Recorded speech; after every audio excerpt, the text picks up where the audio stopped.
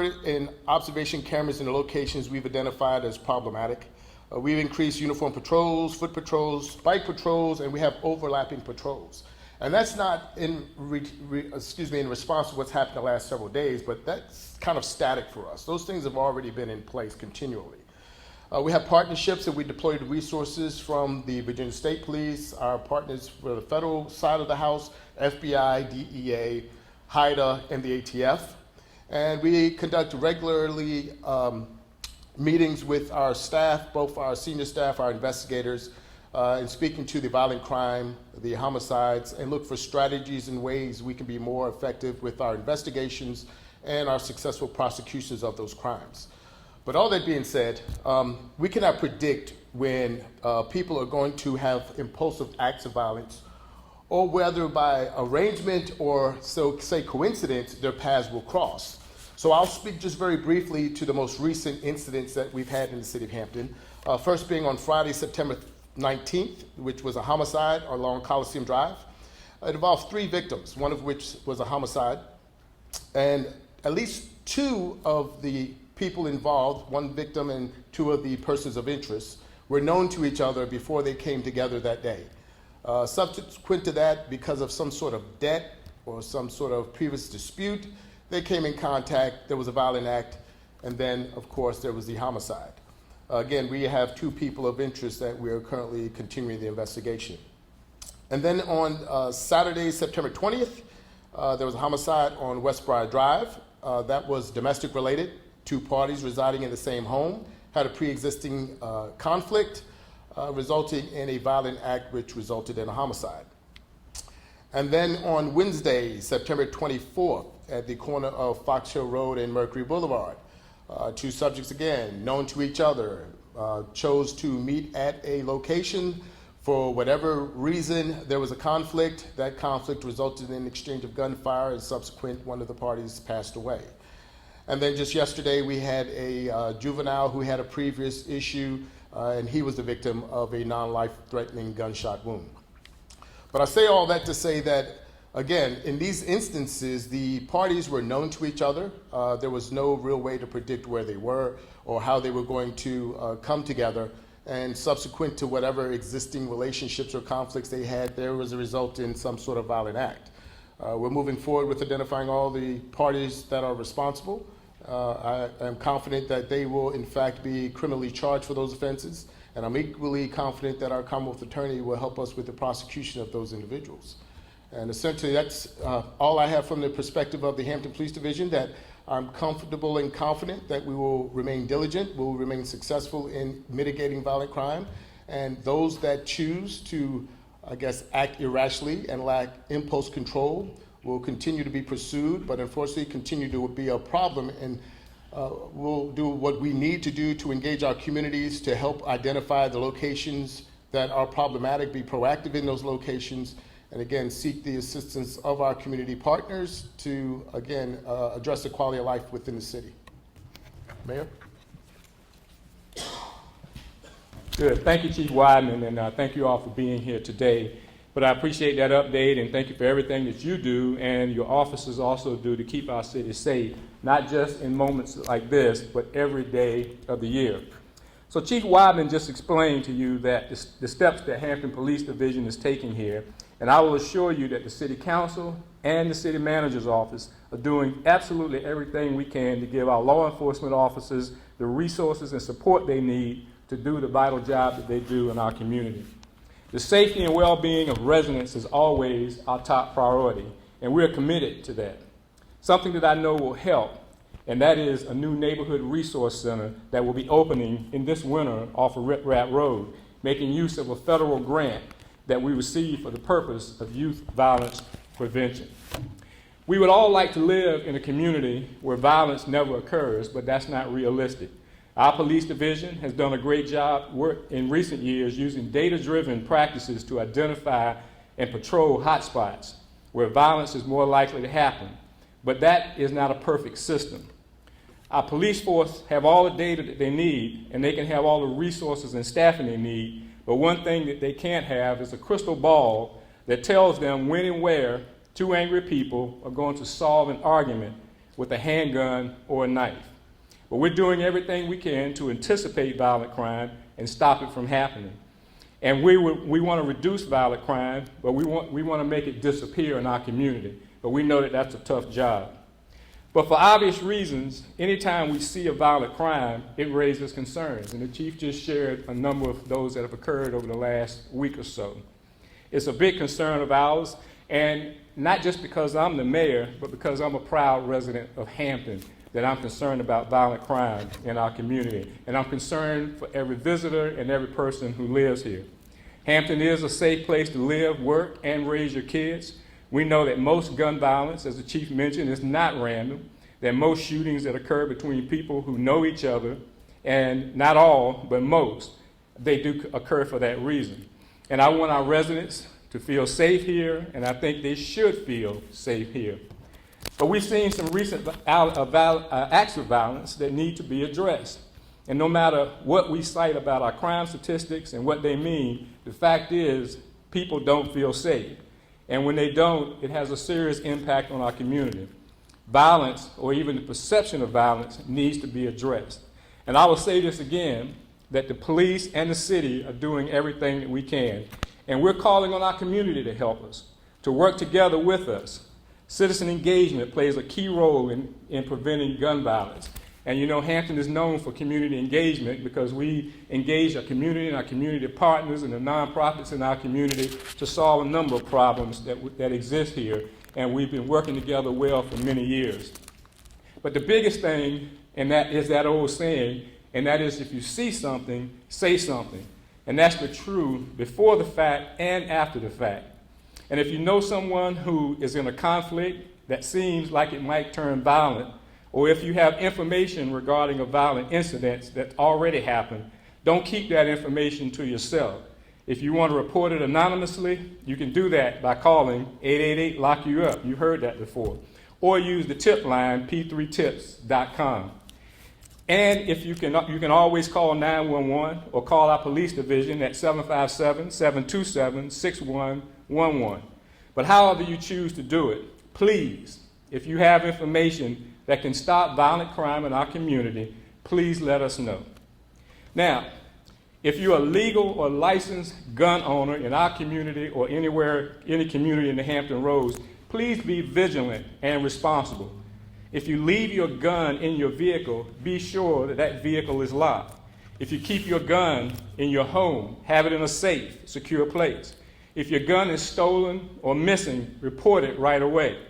This is important because every time a gun is lost or a gun is stolen at a break-in or a robbery, that gun can be used on the street. And we don't want to see that happen. And I know that a lot of the legal and licensed gun owners in our community, they don't want to see that happen either. And the chief mentioned to me earlier today that there was one weekend where there were no less than 9 guns reported stolen in our community. So think about that. That's 9 guns that are out on the street and available to commit violent crimes in our community. So it's extremely important that if you keep your gun in your vehicle, please keep it locked up.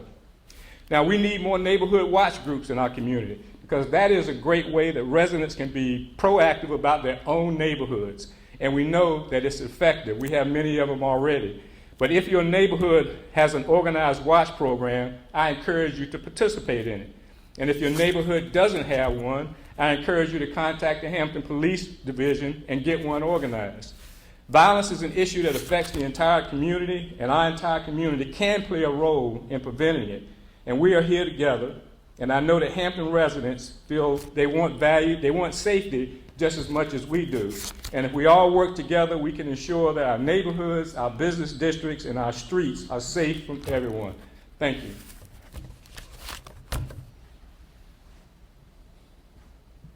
Do you think, Mayor, that you're hearing more, people are complaining more about gunshots than they have before? Because we got a few, just lately, I've gotten a few emails and stuff about, hey, you got to do a story on the violence in Hampton, we're hearing gunshots. I'm just wondering what you're hearing as a mayor. I do. I hear the same thing from people in our community, sometimes from neighborhoods. I read it on social media. neighborhood watch groups. They talk about gunshots that have occurred, so we know that does occur. When those gunshots occur, we hope that that is not a violent incident, but usually somebody firing off the gun. But still, it raises a concern amongst people who live here that when they hear gunshots, they have concerns for their own safety. So it's a legitimate point that gunshots do cause concern, and we are hearing the same thing. And with all the recent violence, one of the things we noticed is that there were a lot of children involved, or juveniles, teenagers. Could you kind of either of you just touch on that, talk about the increase of youth violence specifically? Well, we've been focused on addressing youth violence prevention for several years, and we have an Office of Youth and Young Adult Opportunities that work with community partners and violence interrupters that are part of our program in trying to address gun violence by young people.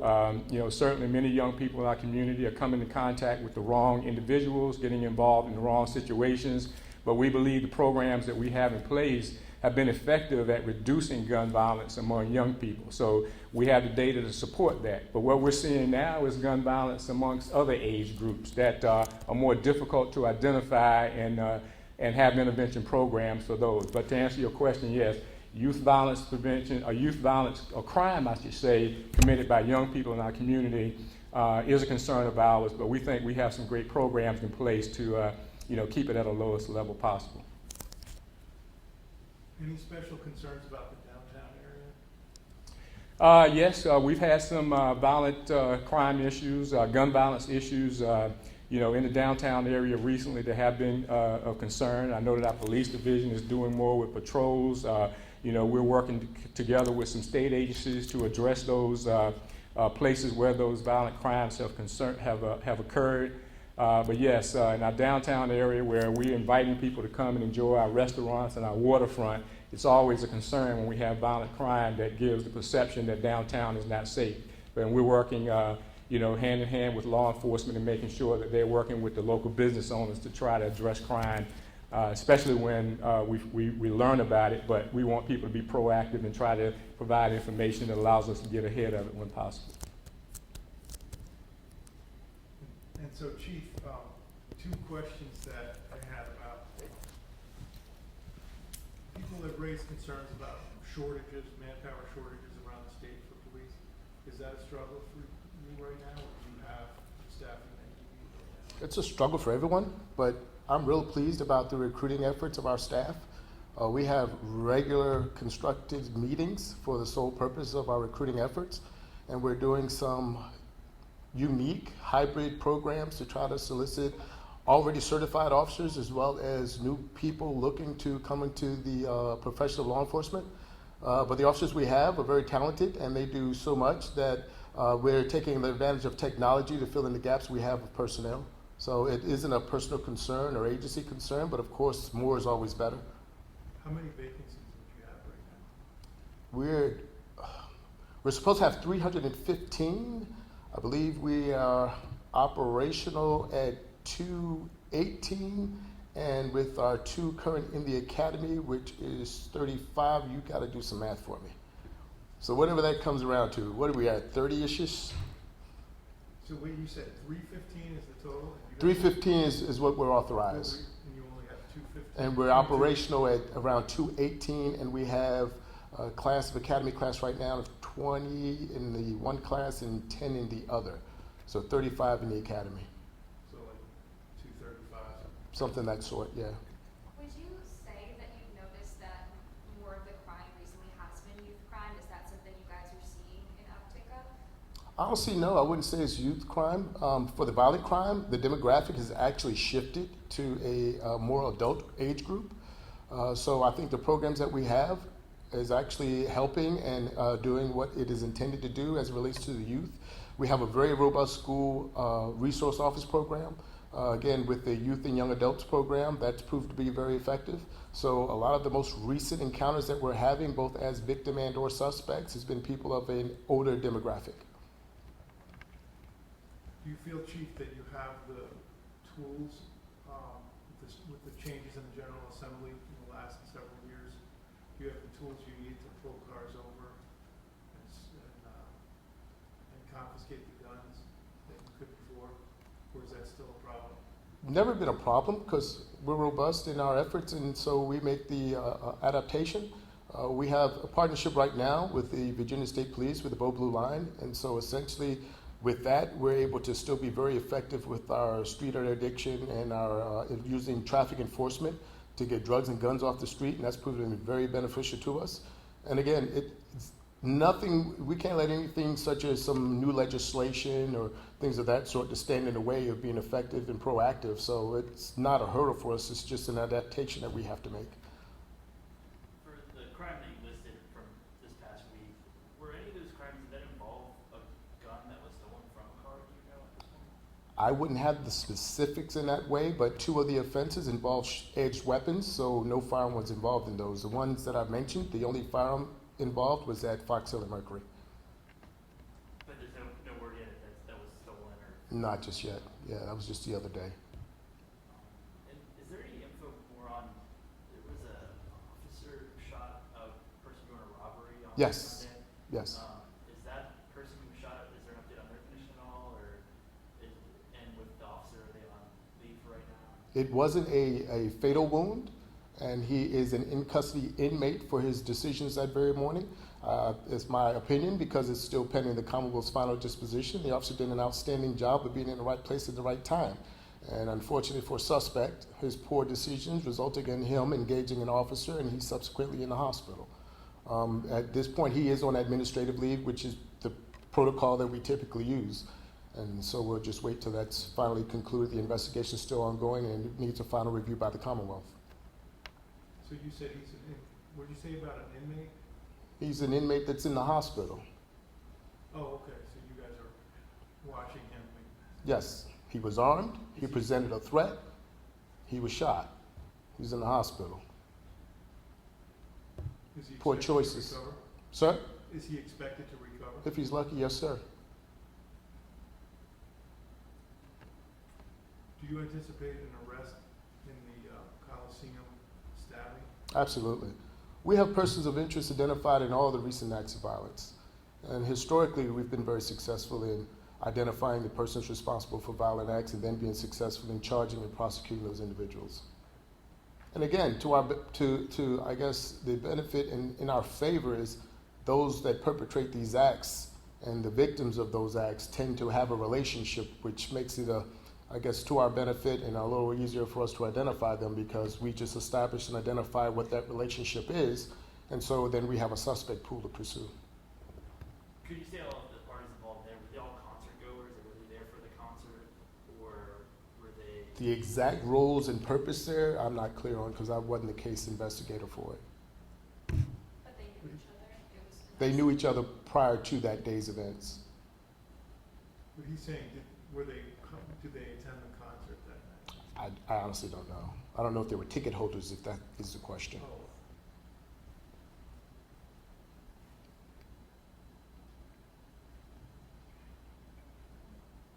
You guys came all this way and that's it?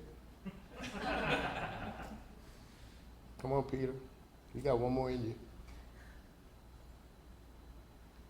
Actually, they asked, do you predict an arrest? And what's the condition of the road up front of that? So, Yeah. Mayor? All right. I think that's all the question. That concludes our press briefing for today, and we appreciate you being here. And hope you will share the information, particularly about our efforts and desires to get our community involved in helping to resolve crimes in our community. We in local government can't do it all. Police, we cannot have police in every location, in every situation. It takes a community to resolve this problem. So we're hoping people will do more with neighborhood watch programs, lock those weapons up. Let's do away with this culture, this no snitch culture, and provide information that police can use to prevent and solve crimes. And I think if we as a community can really lower crimes and make our community safer, the more we have our community residents and citizens and nonprofits involved in this work. So again, thank you for being here today.